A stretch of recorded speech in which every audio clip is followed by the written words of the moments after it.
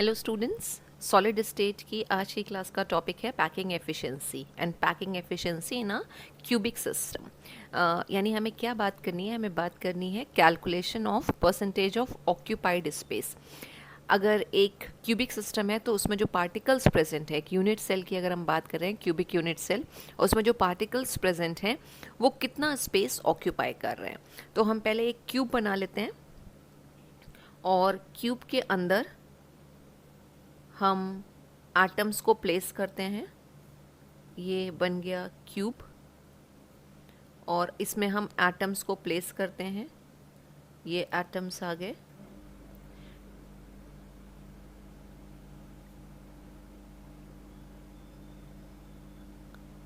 Right, हम ये assume करेंगे कि सारे एटम्स जो हैं वो एक दूसरे को टच कर रहे हैं। अब क्या ये जो एटम्स या पार्टिकल्स, एटम्स भी हो सकते हैं, आयंस भी हो सकते हैं, तो ये जो पार्टिकल्स प्रेजेंट हैं इनकी वजह से क्या क्यूब की सारी जगह ऑक्यूपाई हो जाएगी? तो जो पैकिंग एफिशिएंसी है उसका मतलब क्या है? तो पैकिंग एफिशिएंसी मींस कि यूनिट सेल जो है उसकी कितनी जगह भरी हुई है और कितनी जगह खाली है। हम सबसे पहले पैकिंग एफिशिएंसी कैलकुलेट करते हैं एक सिंपल क्यूबिक सेल की, यानी कि पैकिंग एफिशिएंसी की हम बात कर रहे हैं in a simple cubic unit cell. और ये हमारी सिंपल क्यूबिक यूनिट सेल है जिसके 8 कॉर्नर्स हैं और 8 कॉर्नर्स को पार्टिकल्स ने ऑक्यूपाई कर रखा है। राइट, अब क्यूब है तो क्यूब का वॉल्यूम होगा, और वॉल्यूम हम कैसे निकालते हैं? वॉल्यूम ऑफ क्यूब की अगर बात करें is equal to length into breadth into height. Right, और ये अगर हम बात कर रहे हैं एक लेंथ ब्रेथ हाइट यानी उसकी एज है तो सब बराबर होंगी। लेंथ ए हो गया, ब्रेथ भी हमने ए ले ली और हाइट भी हमने ए ले ली, तो volume of a cubic unit cell कितना आ रहा है? ए क्यूब। राइट, क्योंकि जो लेंथ है यूनिट सेल की वो कितनी है? आर। लास्ट क्लास में हमने बात करी थी कि यहाँ से लेके और ये जो पूरा एज आ रहा है, राइट, दिस इज ए, यहाँ से यहाँ तक है ये पूरा, दिस इज ए। और हमने ये भी बात किया था कि A इज इक्वल टू होता है 2R के। A is equal to 2R, therefore जो A क्यूब है that will be equal to 2R cube. और इसको अगर हम सिंपल कर लें तो दिस विल बिकम, ओपन करेंगे तो this will become 8R cube. Right, तो volume of cubic unit cell क्या आ रही है? Is equal to 8R cube के। राइट, अब एक सिंपल क्यूबिक सेल में कितने पार्टिकल्स होते हैं? हमने पार्टिकल्स के कैलकुलेशन की बात करी थी, तो नंबर ऑफ पार्टिकल्स जो आएंगे, number of particles in simple cubic cell. तो सिंपल क्यूबिक सेल में सिर्फ जो ये 8 कॉर्नर्स हैं, इन 8 कॉर्नर्स पे ही पार्टिकल्स प्रेजेंट होते हैं। और हमने बात करी थी कि हर पार्टिकल जो है वो पार्टिकल के अंदर होता है और 8 कॉर्नर्स है, यानी अगर टोटल हम बात करें कि सिंपल क्यूबिक सेल में कितने पार्टिकल्स प्रेजेंट हैं तो 1। ये भले ही यहाँ पे हमें 8 पार्टिकल्स दिख रहे हैं 8 कॉर्नर्स पे, लेकिन एक्चुअली जब हम नंबर ऑफ पार्टिकल्स निकालते हैं सिंपल क्यूबिक सेल में तो वो आता है 1। अब पार्टिकल जो हैं, यानी पार्टिकल एटम के हैं या जो भी कहें, they are spherical in shape. ठीक है, तो particle is spherical in shape, particle is spherical. So जो वॉल्यूम की हम बात करते हैं, volume of sphere that is equal to 4/3 pi r cube. ये सारी चीज़ें हमने लास्ट क्लास में सीखी थी कि किस तरह से हम निकालेंगे। ठीक है, तो जो वॉल्यूम ऑफ द एटम आ रहा है वो कितना आ गया? 4/3 पाई आर क्यूब। और एटम ने ही क्या कर रखा है? यूनिट सेल को ऑक्यूपाई कर रखा है, तो हम इसी को क्या बोल सकते हैं कि ये हमारा क्या है? Occupied volume, occupied volume. अब जब हम पैकिंग फ्रैक्शन निकालते हैं तो पैकिंग फ्रैक्शन निकालने का फॉर्मूला है packing efficiency is equal to space taken by particle, space taken by particles, यानी एक यूनिट सेल के अंदर पार्टिकल्स ने कितना स्पेस ले रखा है, जिसको हमने क्या बोला था अभी, ऑक्यूपाइड वॉल्यूम। तो हम इसको ऑक्यूपाइड वॉल्यूम भी लिख सकते हैं, occupied volume upon total space present in cube, ये space present in cubic unit cell या यूनिट सेल। और यही जब हम परसेंटेज में निकालेंगे, परसेंटेज पैकिंग एफिशिएंसी, तो हम यहाँ 100 से मल्टीप्लाई कर देंगे। तो ये फॉर्मूला आ गया हमारे पास, packing efficiency in percentage is equal to space taken by particles, जिसको हमने ऑक्यूपाइड वॉल्यूम बोला, और space present in unit cell, जिसको हम टोटल वॉल्यूम भी बोल सकते हैं, और total volume of unit cell. अब सिंपली हमें यहाँ पे वैल्यूज रख देनी है। स्पेस टेकन बाय पार्टिकल कितना हमने निकाला था, 4/3, और पाई आर क्यूब, और टोटल वॉल्यूम कितना निकाला था हमने यूनिट सेल का, 8r क्यूब। तो 8 इधर आ जाएगा, 8r क्यूब, राइट, ये हो गया। अब ये r क्यूब को हमने कैंसिल कर दिया, हमारे पास आ गया 4 पाई अपॉन 3 इंटू 8। तो हमारे पास आ गया कैंसिल करके r क्यूब को 4 पाई अपॉन 3 इंटू 8। अब हमें क्या करना है, पाई की वैल्यू रख लेना है। पाई की वैल्यू है 3.14 इंटू 100, और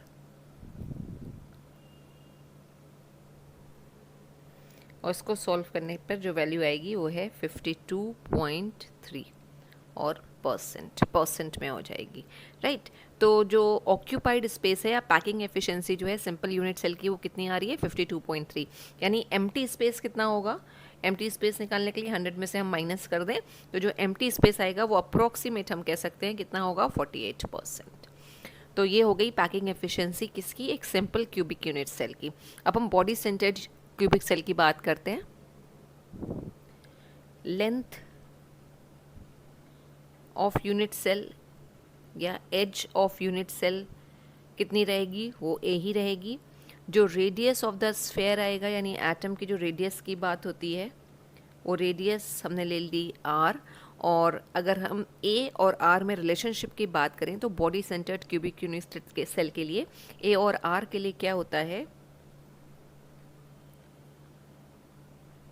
वो रिलेशनशिप है 4a इज इक्वल टू 4/√3 और r। ये लास्ट वीडियो में हमने निकाली थी चीज़ें, आप लास्ट वीडियो में देख सकते हैं। अब जब हम total volume of the unit cell की बात करते हैं, तो अभी हमने निकाला भी था total volume. Total volume is equal to कितना है, a क्यूब के, राइट। और a किसके बराबर है, 4r अपॉन √3 के। तो ये हो जाएगा 4r अपॉन √3 का क्यूब, राइट, और r क्यूब। ये r क्यूब बस ये बाहर ही रहेगा, अंदर नहीं रहेगा। इसको सॉल्व करने में हमारे लिए आसानी हो जाएगी। अब ये हमारे पास जो वैल्यू है वो है 4 अपॉन √3 का क्यूब। तो इसको जब हम सॉल्व करेंगे, ये आ जाएगा 64 अपॉन 3√3 और r क्यूब, ठीक है। जब हम बॉडी सेंटर्ड यूनिट सेल में बात करते हैं, तो जो टोटल पार्टिकल्स आते हैं वो होते हैं 2, 1/8 इंटू 8 तो कॉर्नर्स के होंगे, और बॉडी के सेंटर में एक पूरा कंप्लीट पार्टिकल होता है फुल, वो कहीं और उसकी शेयरिंग नहीं होती है। तो टोटल पार्टिकल्स जो आते हैं, नंबर ऑफ पार्टिकल्स जो होंगे इसमें, that will be equal to 2, 2 होंगे। तो वॉल्यूम अगर हम 2 एटम की बात करें, तो वॉल्यूम कितना हो जाएगा, volume is equal to 2 into 4/3 और पाई आर क्यूब, ठीक है। ये आ गया हमारा total occupied volume, occupied volume, right. अब पैकिंग एफिशिएंसी में निकालनी है, परसेंटेज में निकालनी है। पैकिंग एफिशिएंसी की अगर हम बात करें तो फॉर्मूला वही है, ऑक्यूपाइड वॉल्यूम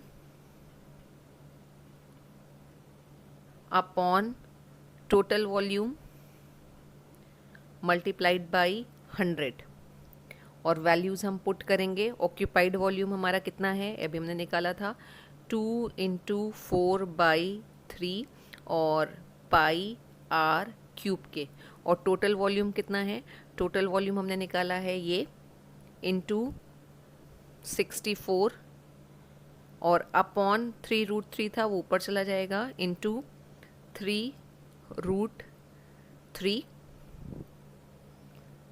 और आर क्यूब। और जब हम इसको पूरा सॉल्व करेंगे वैल्यूज़ रख के कैंसिल करके तो ये आएगा 68%। तो जो पैकिंग एफिशिएंसी आती है बॉडी सेंटर्ड यूनिट सेल की वो है 68%। एम्प्टी स्पेस निकालना हो 100 में से माइनस करके हम निकाल सकते हैं, 32% आएगा एम्प्टी स्पेस। बाकी जो है जो पार्टिकल्स हैं उन्होंने अप्रॉक्स 68% जगह को घेर रखा होगा एक बॉडी सेंटर्ड यूनिट सेल में। नेक्स्ट जो यूनिट सेल है वो है face centred cubic unit cell. उसमें पैकिंग एफिशिएंसी अगर हमें कैलकुलेट करनी हो तो स्टार्ट हम वही करेंगे कि एज ऑफ द सेल या लेंथ ऑफ द सेल से, जो हम ले लेते हैं ए, रेडियस क्या हो जाएगी आर, और जो face centred cubic unit cell होता है उसमें जो ए की वैल्यू यानी ए और आर के बीच में जो रिलेशनशिप आती है वो है a is equal to 2√2r, right. फिर जो टोटल वॉल्यूम हो जाएगा सेल का वो क्या हो जाएगा ए क्यूब, वही length into breadth into height सब बराबर हैं तो ए क्यूब, और ए किसके बराबर है 2√2r के। तो हमने इसको इस तरह से लिख लिया अलग अलग करके, 2√2 का होल क्यूब हो गया यहाँ पे और r का क्यूब हो गया। अब जब हम इसको सॉल्व करेंगे, ठीक है, इसका पूरा का पूरा क्यूब, तो ये हो जाएगा 16√2r cube. Face centred unit cell में जो नंबर ऑफ पार्टिकल्स हमने निकाले थे उसकी वैल्यू आती है 4। तो जो वॉल्यूम हो जाएगा 4 एटम्स का, जो ऑक्यूपाइड वॉल्यूम आएगा वो हो जाएगा 4 से मल्टीप्लाई कर देंगे जो भी हमारे स्फेयर का वॉल्यूम होता है, 4/3 पाई आर क्यूब। अब पैकिंग एफिशिएंसी निकालने का फॉर्मूला हमने रखा, occupied volume upon total volume multiplied by 100। Occupied volume ये है, ये वैल्यू रख ली। टोटल वॉल्यूम जो है वो 16√2r क्यूब आया था वो हमने रख ली। उसके बाद इसको पूरा हम सॉल्व करेंगे, पाई की वैल्यू रखेंगे, ये आर क्यूब फिर से कैंसिल हो जाएगा, और जो पैकिंग एफिशिएंसी आएगी परसेंटेज में वो होगी 74.01%। तो ये एफसीसी है कि एफसीसी में जो पार्टिकल्स हैं वो इतना स्पेस घेरे रहते हैं, 74% के करीब वो पूरा स्पेस घेरे रहते हैं एक face centred cubic unit cell में। तो दिस इज अबाउट एफिशिएंसी या calculation of space occupied by particles in unit cells. तो कंक्लूजन भी निकाल लेते हैं कि कंक्लूजन क्या निकला इतने सारे कैलकुलेशन से, कि जब हमने सिंपल यूनिट सेल की बात करी थी तो सिंपल यूनिट सेल में नंबर ऑफ पार्टिकल्स जो होते हैं वो होते हैं 1, और जो पैकिंग एफिशिएंसी आ रही थी वो 52% आ रही थी। फिर हमने बॉडी सेंटर्ड की बात करी थी तो बॉडी सेंटर्ड में नंबर ऑफ पार्टिकल्स थे 2, और जो पैकिंग एफिशिएंसी आई वो आई 68%। इसके बाद जब हमने फेस सेंटर्ड में बात करी तो पार्टिकल्स बढ़ गए, पार्टिकल्स कितने थे 4, और पैकिंग एफिशिएंसी कितनी आ गई 74%, राइट। तो कंक्लूजन क्या निकला कि packing efficiency is directly proportional to the number of particles in cube, यानी जैसे जैसे पार्टिकल्स बढ़ते जाएंगे, नंबर ऑफ पार्टिकल्स बढ़ते जाएंगे एक क्यूबिक यूनिट सेल के अंदर, वैसे वैसे पैकिंग एफिशिएंसी इंक्रीज होती जाएगी। नेक्स्ट टॉपिक हमारा एक बहुत ही इम्पॉर्टेंट टॉपिक है। बोर्ड में जब क्वेश्चन आता है तो या तो ये इसी टॉपिक से आता है, calculation of density of cubic cell, और या फिर जो डिफेक्ट्स हैं, पॉइंट डिफेक्ट्स, जो हम आगे की क्लास में बात करेंगे वहीं से ही क्वेश्चन आता है। यानी अभी तक हमने जितना पढ़ा है वो तो एक बेस बन गया हमारा। अब हमें जो बात करनी है वो एक बहुत ही इंपॉर्टेंट टॉपिक की बात करनी है, यानी हमें क्यूबिक सेल की डेंसिटी निकालनी है। और डेंसिटी निकालने के लिए अगर हमें एज पता है, एक क्यूबिक क्रिस्टल सिस्टम का एज पता है यानी कि उसकी लेंथ पता है, और किस तरह का क्रिस्टल बन के आ रहा है, सिंपल क्यूबिक है, बॉडी सेंटर्ड क्यूबिक है या फिर फेस सेंटर्ड क्यूबिक है, अगर हमें ये सारी चीज़ें पता हैं तो हम बहुत ही आराम से क्रिस्टल की डेंसिटी कैलकुलेट कर सकते हैं। अगर हमें यूनिट सेल की डेंसिटी पता चल जाए तो वही यूनिट सेल की डेंसिटी बेसिकली हमें क्रिस्टल की डेंसिटी के बारे में बताती है। और जब हम डेंसिटी की बात करते हैं तो हमें पता है डेंसिटी का फॉर्मूला क्या है, डेंसिटी इज इक्वल टू होता है mass by volume, is equal to mass upon volume. और जब यूनिट सेल के लिए हम इसी डेंसिटी की बात करेंगे तो this will become density of unit cell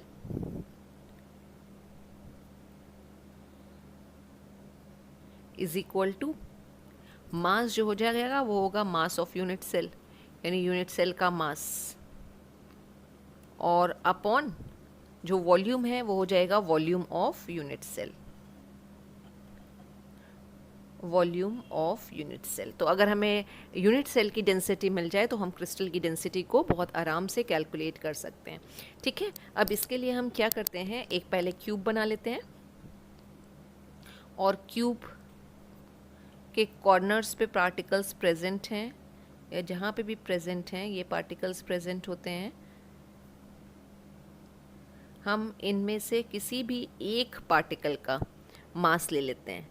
ठीक है, और अगर ये पार्टिकल है और इसका मास हमने ले लिया, मास जो है वो m हो गया।